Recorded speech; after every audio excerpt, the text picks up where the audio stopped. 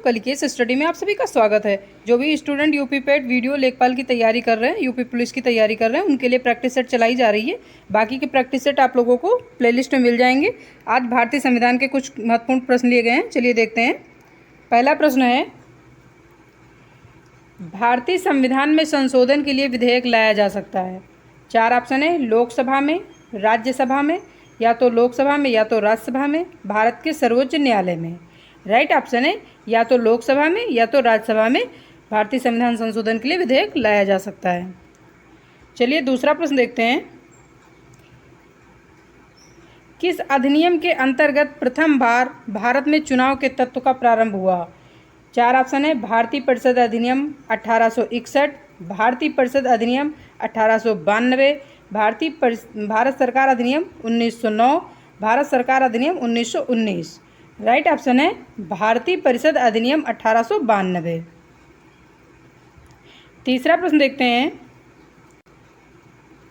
राष्ट्रीय नियोजन में रोलिंग प्लान की अवधारणा लागू की गई थी। 4 ऑप्शन है, इंदिरा गांधी के द्वारा, राष्ट्रीय फ्रंट सरकार के द्वारा, जनता सरकार के द्वारा, राजीव गांधी के द्वारा।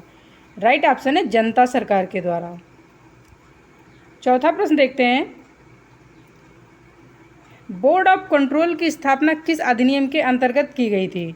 4 ऑप्शन है, रेगुलेटिंग अधिनियम 1773, सेटलमेंट अधिनियम 1781, चार्टर अधिनियम 1813, पिट्स इंडिया अधिनियम 1784। राइट ऑप्शन है, पिट्स इंडिया अधिनियम 1784। पांचवा प्रश्न देखते हैं। निम्नलिखित में से किसने 1935 के अधिनियम के बारे में कहा था? एक कार जिसमें ब्रेक तो है पर इंजन नहीं है। 4 ऑप्शन है, Jawaharlal Nehru, C Rajagopalachari, Mahatma Gandhi, S C. Bose. Right option है, जवाहरलाल नेहरू। छठा प्रश्न देखते हैं। 1919 के भारत सरकार अधिनियम के द्वारा किया गया। 4 ऑप्शन है, सांप्रदायिक निर्वाचन मंडल का विस्तार किया गया, देशी राजाओं के अधिकारों को सीमित किया गया, सभी राज्यों में द्विसदनात्मक विधानसभा की स्थापना हुई, वर्मा को भारत से पृथक किया गया। राइट ऑप्शन है, फर्स्ट, सांप्रदायिक निर्वाचन मंडल का विस्तार किया गया। सातवां प्रश्न देखते हैं। निम्नलिखित में से किसने सांप्रदायिक अधिनिर्णय घोषित किया? 4 ऑप्शन है, Ramsay MacDonald, Stanley Baldwin, Neville Chamberlain, Winston Churchill. Right option है, रैमजे मैकडोनाल्ड। आठवां प्रश्न देखते हैं। भारत में प्रजातंत्र इस तथ्य पर आधारित है। 4 ऑप्शन है, देखते हैं। संविधान लिखित है, यहाँ मौलिक अधिकार प्राप्त है, तीसरा है, जनता को सरकार को चुनने तथा बदलने का अधिकार प्राप्त है, चौथा है, यहाँ राज्य के नीति निर्देशक तत्व हैं।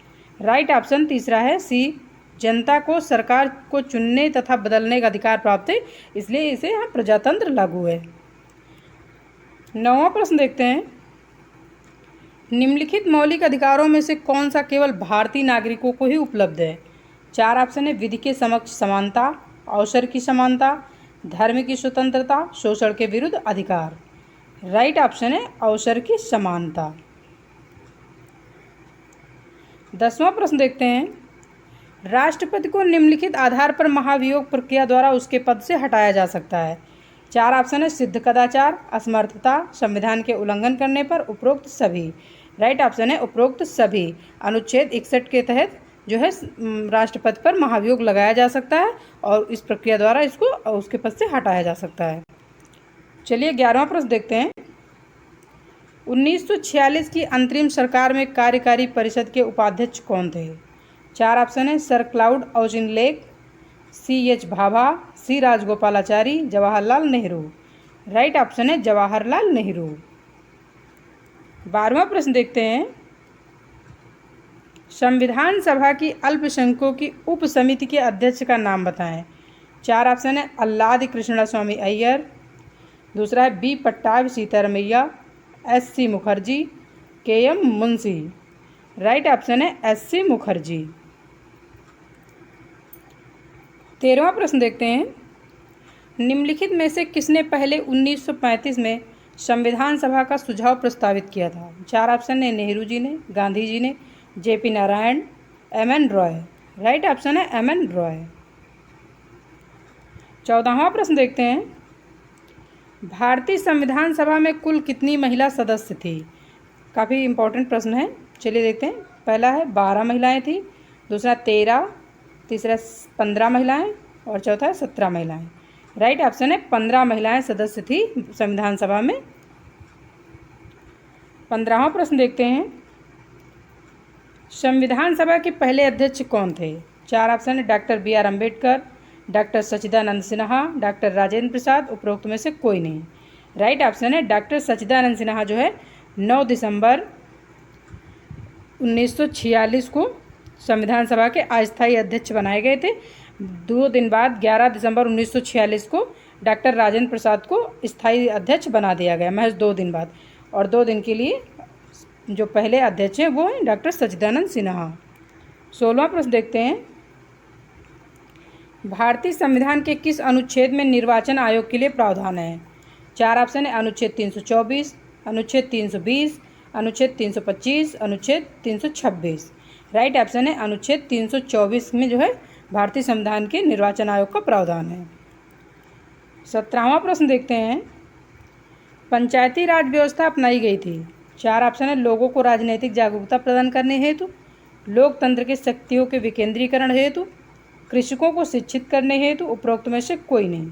राइट ऑप्शन है लोकतंत्र में शक्तियों के विकेंद्रीकरण हेतु पंचायती राज व्यवस्था अपनाई गई थी। भाग 9 में इसका वर्णन है। चलिए 18वां प्रश्न देखते हैं, संविधान की प्रस्तावना का विधिक स्वरूप क्या है?